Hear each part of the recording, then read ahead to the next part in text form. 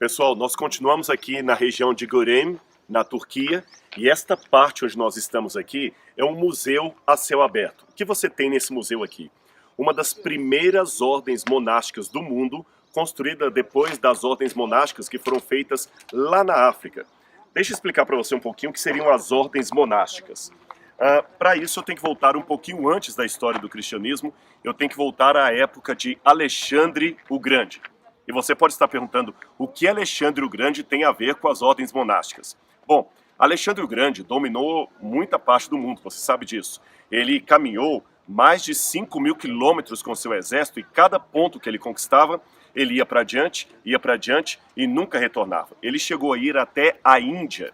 Aí nós temos um fenômeno cultural muito curioso ocorrido a partir das conquistas de Alexandre o Grande. É que Alexandre levou consigo a cultura grega, tanto a mitologia quanto a filosofia grega. De modo que, até Alexandre, eu posso dizer que a cultura grega era apenas grega, mas depois de Alexandre, a cultura grega se tornou cultura mundial. Aliás, tão mundial que mesmo na época do Império Romano, o grego ainda era a língua franca, falada por todas as partes do Império.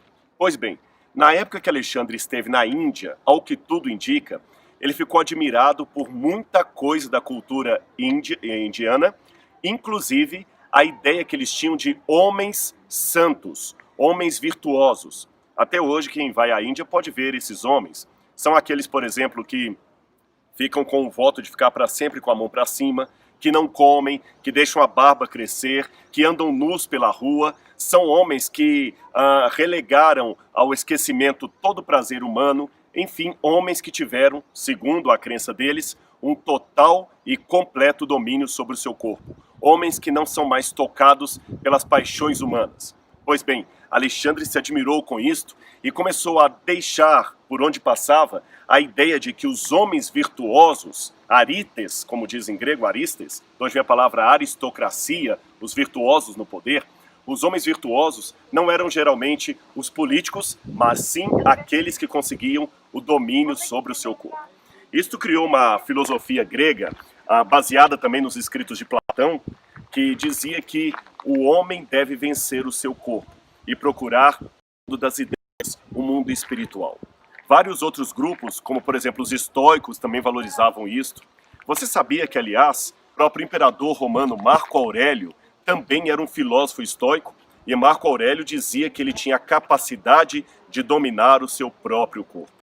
Ou seja, na época em que o Novo Testamento existiu, na época em que o cristianismo começou, havia claramente espalhada nesta cultura greco-romana a ideia de que os homens virtuosos são aqueles que têm o total e completo domínio sobre o seu corpo. Homens que não são assaltados pelo pecado, pela tentação sexual, pela tentação da gula, da comida. Homens que não têm nenhum prazer a não ser da virtude intelectual ou espiritual. Acontece que, quando o cristianismo começou a atingir o mundo grego, muitos de mentalidade helenística vieram para dentro do cristianismo. Você pode estudar isso nos primeiros séculos após a era apostólica, nos escritos dos chamados pais da igreja. Ok, esses homens virtuosos começavam a ver agora que o cristianismo tinha que valorizar aqueles que venciam o corpo, como na mentalidade platônica, aqueles homens que valorizavam apenas o mundo da espiritualidade.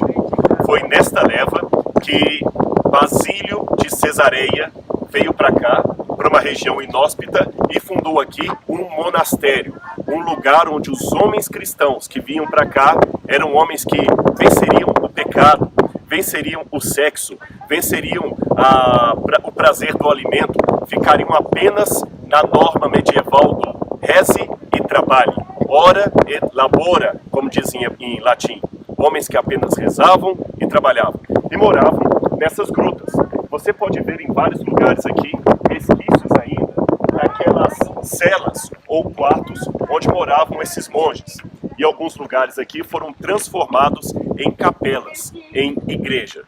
Pessoas que ficavam aqui, acreditando que eram mais santos do que todos, porque estavam afastados do mundo, do pecado, eram eremitas, eram monges.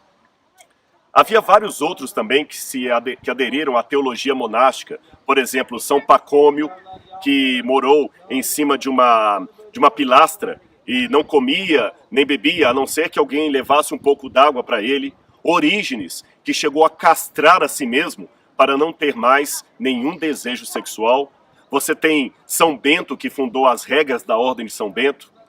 Quando eu venho a esse lugar, eu fico imaginando os monges que aqui havia e que ficavam todos os dias rezando, cantando, trabalhando.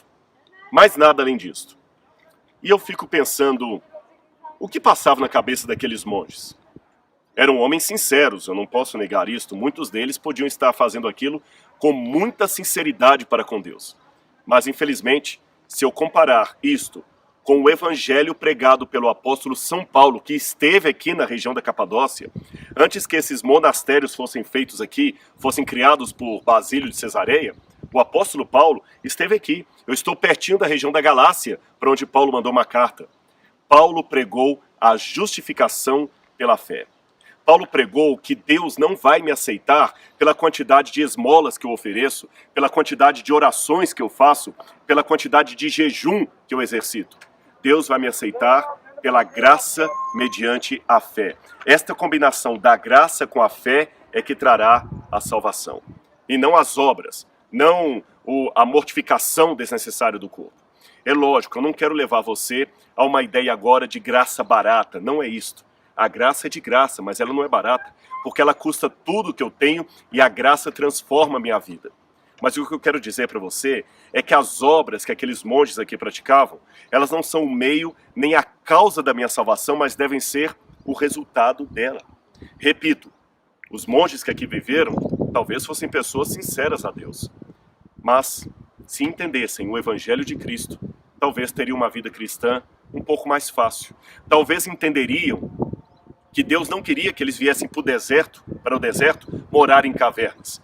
Deus gostaria que eles fossem para a cidade, pregar para as pessoas que Cristo transforma a vida, perdoa pecados e leva pessoas ao céu. Deus não quer cristãos eremitas.